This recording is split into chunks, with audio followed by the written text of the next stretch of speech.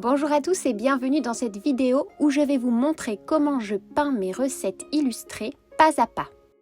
Je vais vous décrire toutes les étapes depuis l'illustration jusqu'au moment du scanner et enfin je vais même vous montrer comment j'édite l'image sur mon ordinateur et ensuite comment je download mes designs pour créer des jolies affiches comme celle-ci et même des petites cartes postales ou encore des tasses que je vends sur ma petite boutique en ligne sur mon blog Tartelemi. Mais le plus important, c'est que cette recette illustrée vous permettra de réaliser l'un des meilleurs pains d'épices de votre vie. Je commence donc par m'inspirer et pour cela, souvent j'utilise Pinterest qui est une de mes applications préférées pour trouver des idées au niveau de la composition pour mon illustration. Afin de mettre mon idée un peu plus au concret, je réalise un croquis dans un petit carnet de croquis et je fais également un code couleur. Ici, je ne vous ai pas filmé le moment du dessin avec du crayon, mais je vous montrerai ça dans la prochaine vidéo de tuto d'illustration de recettes, celle du crumble aux pommes. Mais ce que je peux vous dire, c'est que j'ai réalisé donc un dessin au crayon que j'ai colorié avec des aquarelles sur plusieurs couches que j'ai fait sécher puis j'ai continué pour rajouter du relief et je m'aide également de crayons de couleur à aquarelle et de ces feutres Posca qui me permettent d'ajouter du blanc en acrylique à la fin pour rajouter un petit peu de brillance, certains reflets et pour donner plus de profondeur au dessin final. Ce qui est assez important, c'est que comme je vais scanner mes illustrations, j'ai besoin d'avoir des couleurs intenses et c'est pour cela que je fais plusieurs couches avec les aquarelles, c'est-à-dire que je laisse d'abord sécher une première couche et qu'ensuite je rajoute des couleurs par-dessus qui font partie de mon code de couleurs. À la fin, une fois que tout est bien sec, j'utilise des petits stylos noirs très fins à encre, ici le 0,05 pour faire le contour et je ne fais pas toujours le contour d'absolument tout pour éviter de durcir trop l'illustration. Comme vous le voyez, le petit feutre tout fin permet de définir les dessins sans pour autant les durcir. L'étape suivante, ça va être d'écrire le titre de la recette ainsi que les instructions. Et pour cela, je me mets de la musique, comme la musique d'Interstellar, le fameux film qui est une musique magnifique.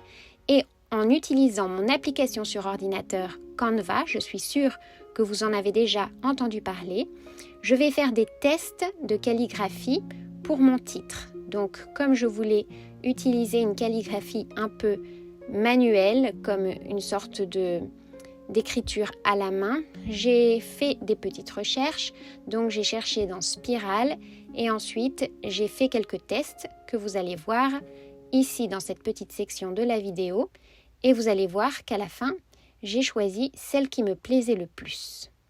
Donc ce que je fais, c'est que je tape le titre pain d'épices et que je choisis la police en question, ensuite je duplique ce texte et je change la police et je compare cette police avec celle d'avant et ainsi de suite jusqu'à ce que je trouve une police qui me satisfait.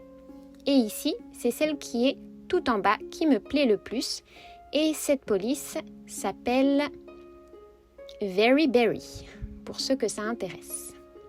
Ce que je fais, c'est que donc je vais supprimer tous les autres petits morceaux de texte et je vais agrandir celle qui m'intéresse et je vais également ajouter Joyeux Noël juste en dessous parce que je voulais aussi écrire Joyeux Noël dans la même police tout en bas de la recette.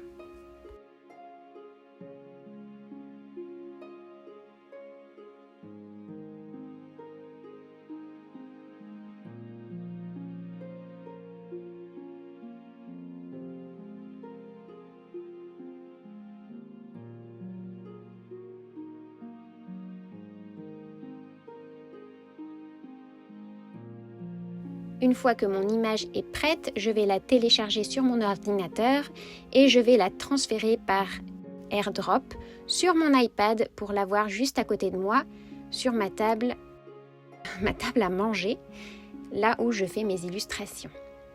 Et ensuite, avec un crayon, je vais faire un petit brouillon du titre. Je ne fais pas ça au feutre directement parce que j'aurais trop peur de me tromper.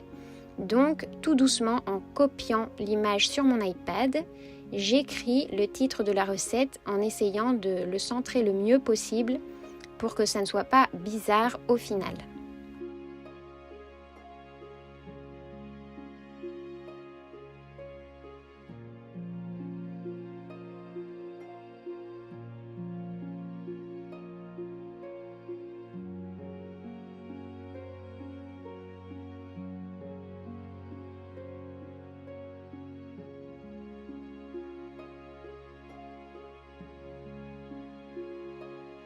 Donc en fait, ce que je fais, c'est que je ne dessine que les contours et qu'ensuite, lorsque je prendrai le feutre, je vais colorier l'intérieur des contours des lettres. J'écris aussi Joyeux Noël tout en bas, comme ce que j'avais prévu.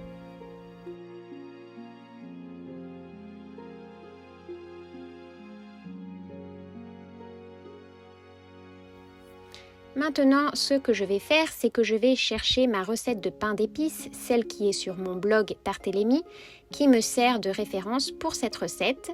La seule chose que je vais faire, c'est que je vais diviser les quantités de mon article sur le blog parce que j'avais fait un pain d'épices qui était beaucoup plus gros. Et cette fois-ci, comme je veux utiliser un moule à cake de 20 cm de diamètre, eh bien, je dois diviser les quantités par 2. Comme vous le savez, toutes les recettes sur mon blog Tartélémie sont d'abord en espagnol et lorsqu'on descend, on les trouve en français. J'ai fait ce choix de toujours traduire toutes les recettes de l'espagnol au français pour que tout le monde soit content. Avant d'écrire les instructions, j'ai quand même colorié mes lettres du titre et ensuite le Joyeux Noël, je le ferai après parce que je ne voulais pas que ma manche ne fasse couler l'encre au cas où elle n'était pas complètement sèche. Donc j'ai commencé par le titre qui est tout en haut et que je sais que je ne vais pas toucher après en écrivant les instructions de la recette. Pour colorier le titre, j'utilise le même feutre noir que pour les contours mais en un petit peu plus épais, c'est-à-dire c'est un 0,8 il me semble.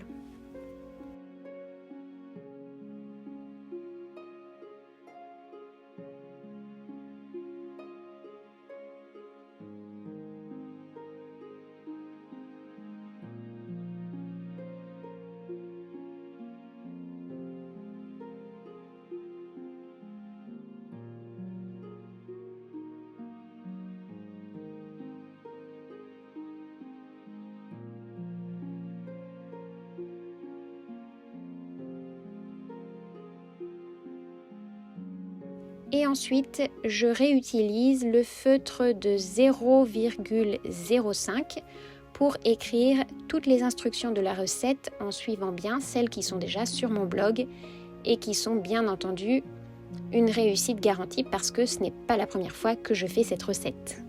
J'écris donc d'abord le nom des ingrédients à côté des petits dessins des ingrédients et ensuite j'écris les instructions dans les petits espaces que j'ai laissés blancs pour les écrire et ça c'était bien prévu à l'avance, c'est-à-dire que vous voyez là où il y a les petits numéros, c'est là où j'avais prévu d'écrire les instructions et juste à côté des ingrédients dans les petits trous, j'écris le nom des ingrédients et les quantités en suivant les courbes des dessins.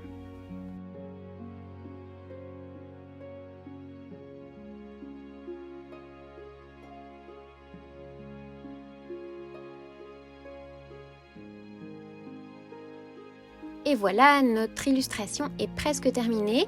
Maintenant, il ne nous reste plus qu'à colorier le Joyeux Noël en dessous et éventuellement à ajouter quelques petits dessins là où je trouve qu'il manque quelque chose. Des fois, ça m'arrive après coup, c'est-à-dire que même si j'avais préparé ma composition à l'avance, je trouve qu'il manque quand même quelque chose comme c'était le cas ici. Donc j'ai rajouté une petite boule de Noël dans le coin en bas à droite et je suis bien contente de l'avoir rajouté après coup. Désolée pour la qualité, ça c'est le soir quand j'ai moins de lumière. Donc on laisse tout sécher jusqu'au lendemain et là on s'attaque à la gomme. C'est là que je gomme tous les petits traits qui étaient au crayon pour éviter qu'il y ait des petits traits qui soient inutiles et qui enlèvent un petit peu de netteté au dessin. Donc en fait ce sont tous les petits traits au crayon qui se trouvaient dans mon dessin d'origine, dans mon brouillon qui est en dessous des aquarelles. Des fois, l'aquarelle recouvre le crayon et donc on ne peut pas l'enlever complètement, mais c'est pas grave parce qu'on ne le voit vraiment pas. Ensuite, on enlève les petites miettes, les petits résidus de la gomme. Et là, j'avais envie d'ajouter des petits points un peu partout. Vous pouvez aussi faire des petites éclaboussures avec votre pinceau avec la peinture est bien mouillée, mais des fois j'ai peur que ça tombe sur un texte et que ça me gâche le texte. Donc j'évite de faire ça comme ça et je fais ça avec la pointe de mon pinceau. Une fois que tout est très sec, je mets ça dans mon scanner. Il s'agit d'un Canoscan 400, je vais vous mettre la référence dans la description. Et je le referme et là, comme mon papier avait un petit peu bombé, j'appuie bien avec ma main au moment de scanner et je scanne en haute définition. Je vous mettrai également toutes les instructions de définition, etc. que je choisis dans la barre d'infos de la vidéo. Et en appuyant bien sur le couvercle du scanner pour que le papier soit bien plat, je scanne mon image qui apparaît ici en format TIFF, donc en très haute définition.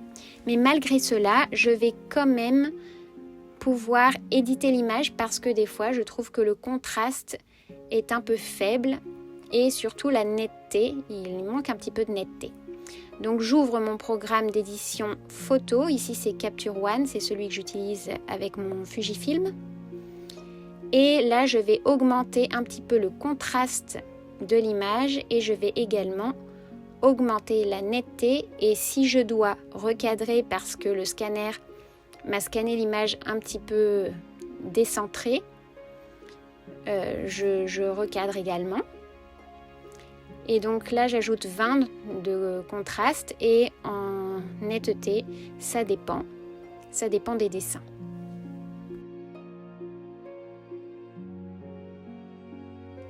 Ensuite, je vais enregistrer mon image. Je l'enregistre au format PNG en grosse définition avec une résolution de 300 pixels et une largeur de 6000. C'est toujours comme ça que j'enregistre mon image. Donc je l'enregistre sur mon disque dur et je garde également sur mon disque dur le scan en TIFF au cas où.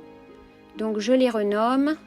J'ai un dossier qui s'appelle recettes dans mes scans et je l'enregistre bien pour l'avoir à disposition tout le temps. Et là donc on voit la différence entre le TIFF et le PNG que j'ai modifié. Donc on voit bien quand même qu'il y a une différence dans le contraste. Je ne sais pas si vous allez réussir à voir ça à travers l'écran, mais moi je vois qu'il y a quand même une différence de couleur, de netteté. Celui de gauche est bien mieux et c'est celui que nous allons utiliser pour réaliser nos produits qui vont être imprimés par un service de print on demand. Donc là, je download mon design sur la plateforme à laquelle mon e-shop est connecté, qui s'appelle Printify. Et je vais appliquer cette illustration à plusieurs produits comme des affiches, des cartes postales, un mug. Et il y a énormément de produits dans leur catalogue, donc le choix est très vaste. Des fois, les dimensions ne correspondent pas exactement, donc il faut un petit peu recadrer, recentrer, etc. Et voilà, ça c'est une affiche par exemple. La qualité est vraiment très bonne, donc je suis assez satisfaite. Mais comme des fois les temps de livraison sont un peu longs et que là on avançait vers Noël et que j'avais envie quand même d'avoir des exemplaires pour faire des cadeaux, je suis allée chez mon photographe et je lui ai fait imprimer des affiches. Et voilà le résultat. Ça, c'est l'illustration originale et ça, ce sont les affiches. Comme il s'agit d'un artisan photographe, il m'a fait imprimer ça sur du papier photo en finition mat, donc c'est pas brillant, mais c'est quand même du papier photo, donc c'est pas exactement ce que vous allez trouver sur mon e-shop. Sur mon e-shop, vous trouverez vraiment des affiches. Et puis là, ce sont les cartes, donc pareil, lui, il m'a fait des petites cartes postales en photo, mat, mais c'est quand même des photos, donc l'arrière est en photo, mais bon, ce sont des petits exemplaires qui sont pour moi, pour créer du contenu, etc. Donc, ça ne me dérange pas en principe. Et voilà le résultat, vous ne trouvez pas ça trop mimi? Je lui ai aussi demandé de m'imprimer quelques autres recettes que vous trouverez également sur mon e-shop, donc le tiramisu à la crème de marron, le pumpkin pie, et puis le gâteau renversé aux figues. Et bien entendu, il faut faire le pain d'épices chez vous. Si vous achetez un des produits ou si vous suivez ma recette, il faut à tout prix que vous testiez parce que franchement, regardez-moi ce moelleux et bien entendu, il est hyper parfumé. C'est la recette parfaite pour Noël. Et voilà, bon bah merci d'être resté jusqu'à là. Abonnez-vous parce que bientôt je vais vous montrer le tuto de la recette illustrée du crumble aux pommes et surtout la recette de ce délicieux pain d'épices pas à pas. Bisous les gourmands!